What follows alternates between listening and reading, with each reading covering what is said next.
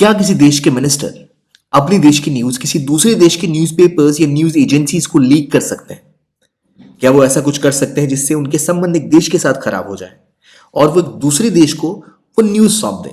कुछ ऐसा ही हुआ है कनाडा में, जहां पर जस्टिन ट्रूडो की गवर्नमेंट के एक मिनिस्टर ने यहां तक बोला कि उन्होंने ही अमेरिका के एक अखबार को एक न्यूज लीक की और ये बोला कि भारत लगातार कनाडा में जो खालिस्तानी ग्रुप्स हैं उनके ऊपर अटैक करवा रहा है और उसके पीछे एक बहुत बड़े सीनियर ऑफिशियल इन्वॉल्व है।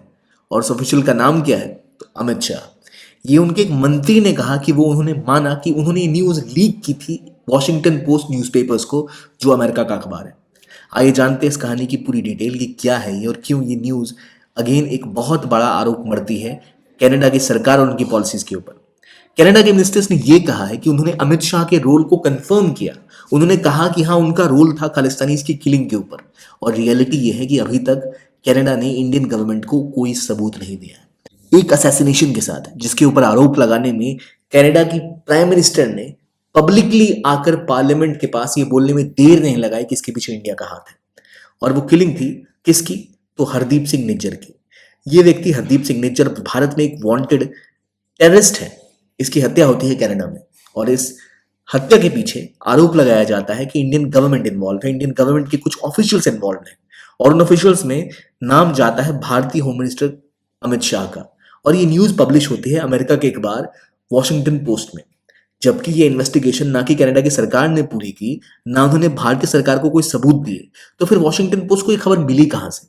तो इसके पीछे आते हैं जस्टिन ट्रूडो की ही गवर्नमेंट के एक इंपॉर्टेंट मिनिस्टर, इनके असिस्टेंट फॉरेन मिनिस्टर या deputy foreign minister David Morrison. David Morrison ने खुद से माना कि हाँ, उन्होंने ही इंफॉर्मेशन लीक की थी कि भारत इंटरफेयर कर रहा है वहां के इंटरनल पॉलिटिक्स में, और नाम लिया था भारत की होम मिनिस्टर अमित शाह का।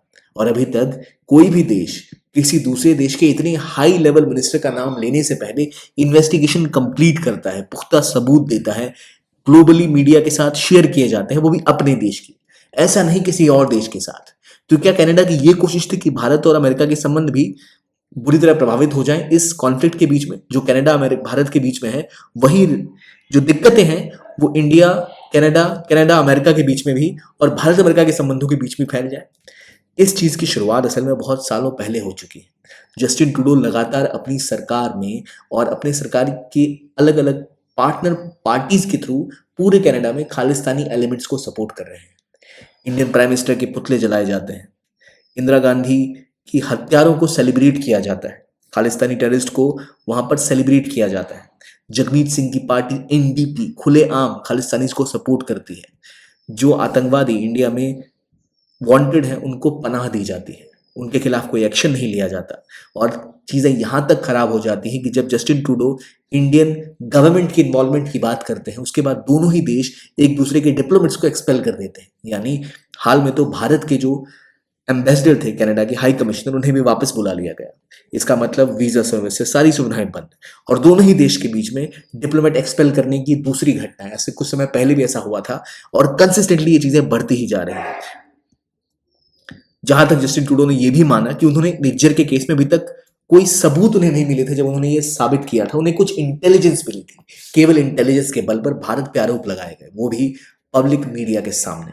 और इस न्यूज के बाद भारत ने इसका कड़े शब्दों में खंडन किया था। यह भी बोला कि जस्टिन ट्रूडो सेपरेटिस्ट एलिमेंट को, ऐसे एलिमेंट्स को बढ़ावा दे रहे हैं जिससे भारत और कनाडा के संबंध कभी ठीक नहीं हो पाएंगे।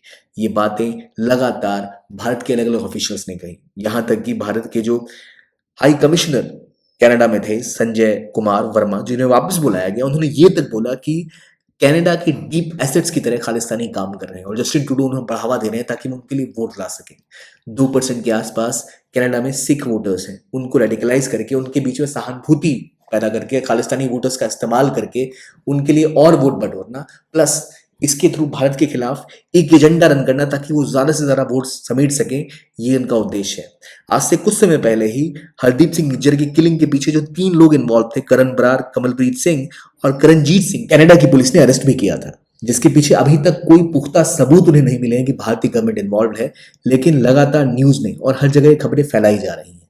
यहां तक कि उनके प्राइम मिनिस्टर ने यह भी बोला था कि कहीं इसके पीछे लॉरेंस बिश्नोई जैसे ग्रुप्स भी इन्वॉल्व हैं जिनको गवर्नमेंट सपोर्ट करती है ताकि कनाडा में वो किलिंग्स हो पाए, जबकि रियलिटी ये है कि कनाडा में एक लगातार खालिस्तानी क्राइम गैंग्स को वहाँ की गवर्नमेंट सपोर्ट कर रही है, उनके खिलाफ एक्शन नहीं लिए जा रहे, उनके साथ एक सॉफ्ट अप्रोच रखी जा रही है।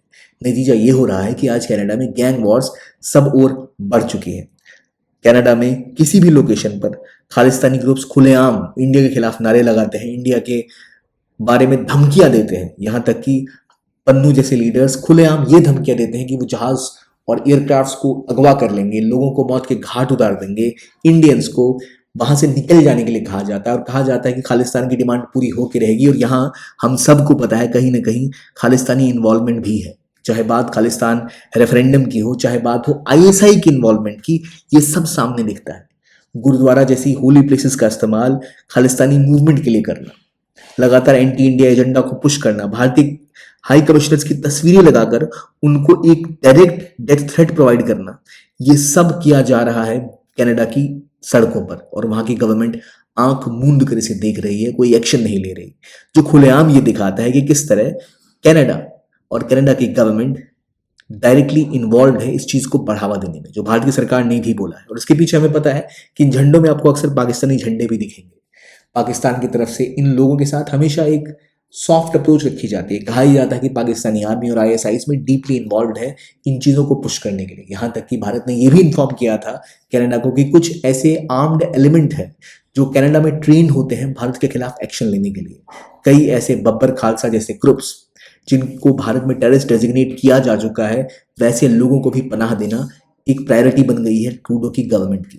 और उस समय में जब ये सब चल ही रहा है, ये स्टेटमेंट आना कि हाँ हमारी एक मंत्री ने या उनके उस डेप्यूटी फॉरेन मिनिस्टर ने खुद ही जाके वॉशिंगटन पोस्ट को एक खबर लीक की जब तक उनके देश में इन्वेस्टिगेशन खत्म नहीं हुई थी, दिखाता है कि किस हद तक ये इंडिया और कनाडा के संबंधों को खराब करने की एक नीति है।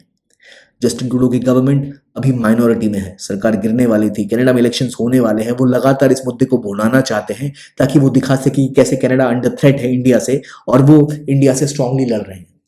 इस लड़ाई का फायदा क्या जस्टिन ट्रूडो को होगा ये तो हम नहीं बता सकते, पर हाँ इतना जरूर है कि इससे भारत और कनाडा के संबंध सालों पीछे जा चुके हैं, जिनको सुधारने में काफी सालों की मेहनत लगेगी।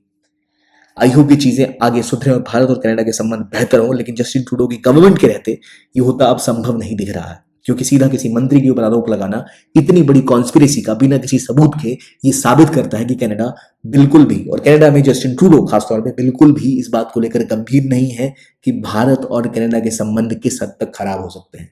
इसका नतीजा ये होगा कि चाहे वहां रहने वाले भारतीय हों या फिर कनाडा में काम करने वाले भारत के लोग या ऐसे लोग जिनका परिवार भारत में है, वो भारत नहीं आ पाएंगे, भारत से कनाडा नहीं जा पाएंगे, पासपोर्ट सर्विसेज वीजा सर्विसेज खराब हो जाएंगी, उनको दिक्कतों का सामना करना पड़ेगा, ट्रेड डिसरप्ट होगा, रिश्ते खराब होंगे। लेकिन ये सब ताक पर है अपनी पॉलिटिकल अपॉर्चुनिज्म को पूरा करने के लिए जस्टिन ट्रूडो का जो अप्रोच है उसके लिए।